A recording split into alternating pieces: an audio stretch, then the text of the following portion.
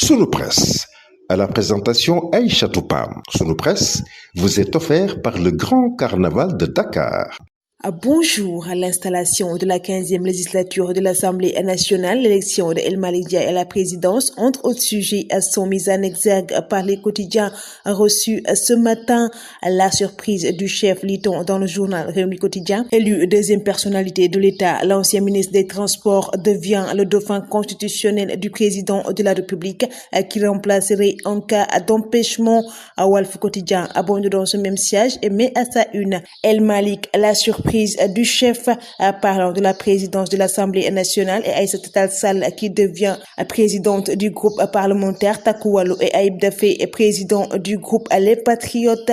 El Malick Ndiaye au volant, lit-on dans le quotidien national Le Soleil. Le PASTEF rafle les 8 postes de vice-président. Le journal revient également sur les présidents du groupe parlementaire.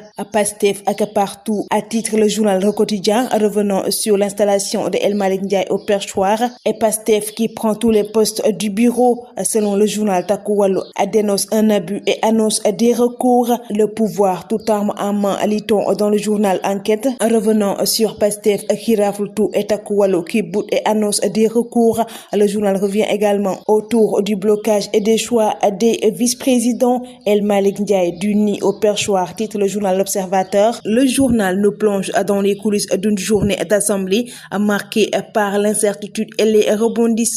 Le journal revient également sur Abass Fall qui entre dans le gouvernement et Yankhoba Diémé qui change de ministère. Abass Fall calmé au gouvernement, titre le journal Les Échos. Il devient le ministre du Travail, de l'Emploi et du dialogue entre les institutions. Yankhoba Diémé remplace El Malick Ndiaye. Le journal revient sur Sonko qui annonce l'accélération du processus de la reddition des comptes.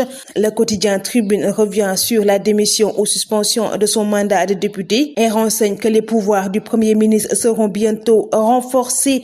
Cosmos Énergie jaune d'orgue autour d'une liquidation. Lit-on dans le journal Libération. Le jeu trouble dont des actionnaires du projet GTA et le juge commissaire qui valide les créances produites par syndic.